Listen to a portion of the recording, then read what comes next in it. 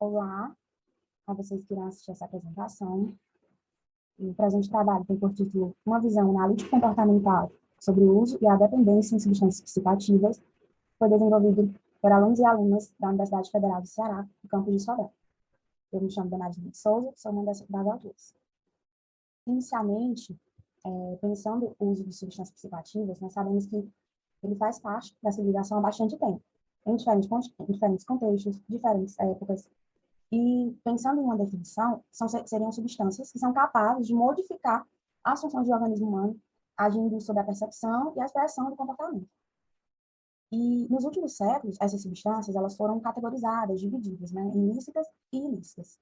E o uso compulsivo ele foi enquadrado como dependência em ambas as definições. A classificação internacional de doenças, a CID-10, ela caracteriza a síndrome de dependência como um conjunto de eventos comportamentais, cognitivos, de âmbito fisiológico, que surge a partir de repetidas exposições ao uso da substância psicoativa. E é acompanhado pelo desejo de consumo e a dificuldade de controle, mesmo que o uso dessa substância contínua acarrete prejuízos ao usuário. Essa classificação, ela também aponta as diferenças entre o uso nocivo, que seria esses prejuízos fisiológicos e a saúde mental, que são percebidos, né, que são prejuízos reais, advindos desse uso, o abuso, que seria esse uso abusivo, esse uso para além do que o corpo ou o fisiológico aguentaria, né? E a dependência seria essa ausência de controle em parar, em diminuir esse uso, por exemplo. E essa discussão sobre a temática do uso e dependência de substâncias, ela precisa ter o cuidado, né? E ela precisa ser implicada dentro de um modelo biopsicossocial de saúde, pensando, né, o ser humano, o paciente, na sua totalidade. E esse tratamento do indivíduo, ele deve abranger tanto o indivíduo quanto o impacto e as consequências que o consumo traz diante das diversas áreas da vida, né? E a reflexão que a gente objetivou durante o nosso trabalho foi justamente pensar o comportamento de uso, de abuso e a dependência de substâncias sobre o prisma da análise comportamental. O método que nós utilizamos foi uma revisão de literatura acerca do tema, com artigos recentes sobre a temática do uso e abuso de substâncias e sobre a temática da análise do comportamento. Nos resultados que nós conseguimos identificar, de início, nós vemos que a tentativa de compreender o comportamento de uso abusivo de drogas, por exemplo, ela é desafiadora, porque nós pensamos que esse comportamento ele é muito complexo. Se nós pensarmos, por exemplo, por que alguém faz o uso da substância, mesmo com todos os prejuízos físicos, psicológicos advindos daquele uso, por que mesmo assim essa pessoa faria esse uso, né? Porque que existiria o vício. Se nós pensarmos nessa complexidade, nós entendemos o quão é desafiador abordar essa temática. Se nós pensarmos, por exemplo, por que alguém faz o uso de uma morfina como analgésico em um ambiente hospitalar, né, e não gera dependência, mas quando é auto-administrada gera essa dependência, nós percebemos de início o quão desafiador é essa temática. E no decorrer dos anos, surgiram várias teorias que tentaram elucidar essas questões, para além de uma questão neurofisiológica, por exemplo, né? E essas teorias, nós citamos aqui algumas, não dá para se alongar muito em cada uma, mas citando, por exemplo, a teoria racional emotiva, que seria justamente a existência de padrões de dinâmica cognitiva que explicariam o início e a manutenção da dependência. No entanto, nós nos ativemos à análise do comportamento justamente pela visão não patologizante e não meramente neurofisiológica ou biológica dessa temática, né? Então, para a análise do comportamento, o uso e a dependência em drogas, eles são comportamentos, né, que seguem as mesmas leis, os mesmos princípios comportamentais, são comportamentos multideterminados, e eles não são vistos apenas como determinantes neurofisiológicos, por exemplo. Assim, dessa forma, o comportamento de uso, ele é aprendido, né, por meio de um condicionamento respondente, onde estímulos previamente neutros passam a eliciar respostas. Por exemplo, estímulos neutros, eles passam a fazer parte do condicionamento do indivíduo por meio de um emparelhamento de estímulos, tornando-se estímulos eliciadores. Então, não é apenas mais a substância em si que é um estímulo eliciador, mas o contexto, o local de uso, a companhia no momento de uso, as circunstâncias antecessoras ao uso da substância também se tornam estímulos eliciadores, né, desse uso e dessa dependência.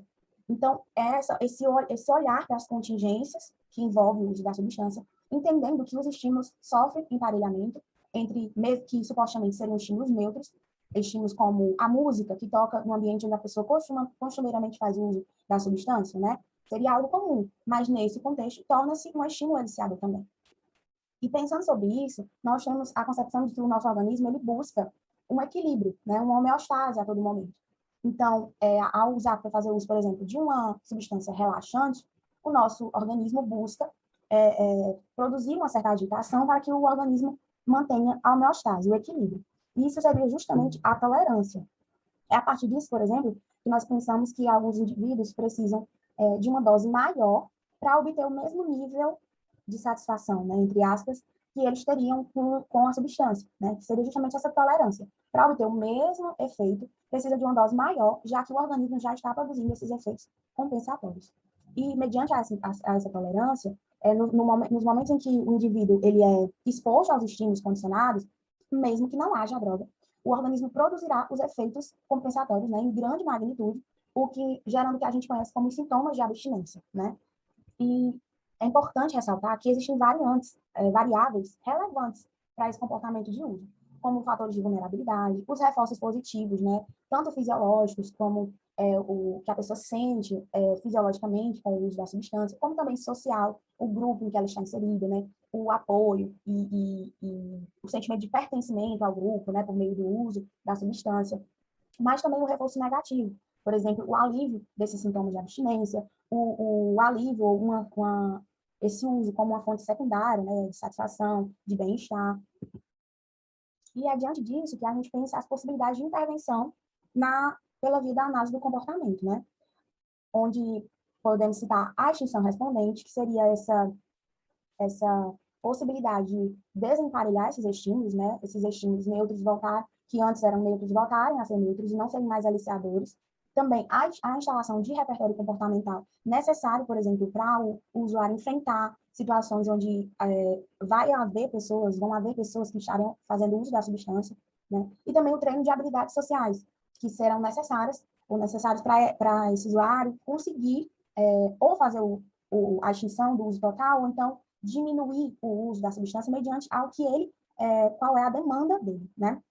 E pensando politicamente, por exemplo, a estratégia de enfrentamento às drogas, até o início da década de 80, era pautada em uma separação entre segurança e saúde pública. Então, era basicamente uma guerra às drogas, reduzir a oferta, né, para assim reduzir a demanda.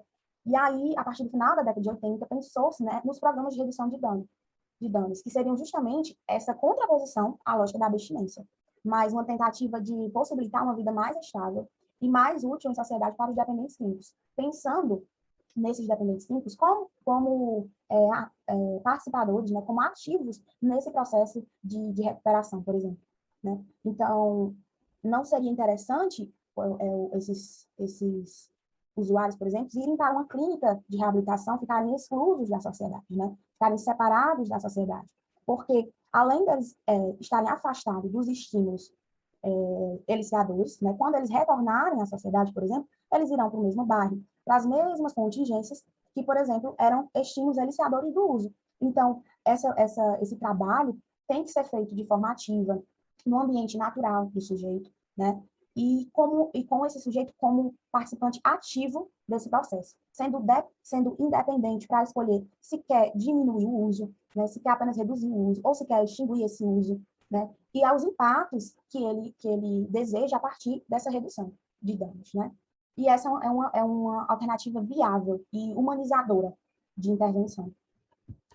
E diante disso, né, para encerrar, nas considerações finais, nós destacamos que, inicialmente, as substâncias psicoativas, elas fazem parte da civilização há muito tempo e elas possuem diversos significados, diversos usos conhecidos, terapêuticos, religiosos, e são atravessados por diversos contextos, diversas situações.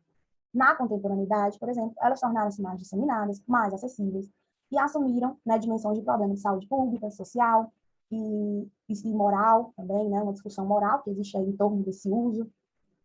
E, diante disso, né, desse modo, muitas teorias surgiram na tentativa de explicar a questão dessa dependência. No entanto, nós destacamos, né, o ponto de vista diferenciado da análise do comportamento, que contempla essa relação do indivíduo com o meio, na qual o uso abusivo, né, ou apenas o uso, ele é visto como uma relação complexa, aprendida e fomentada por diversas variáveis externas ao sujeito.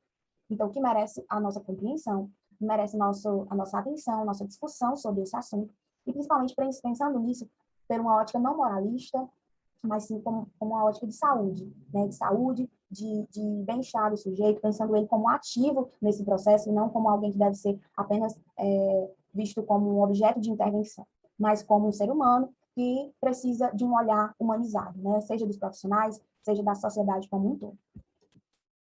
Essas são as referências bibliográficas que nós utilizamos. Muito obrigada.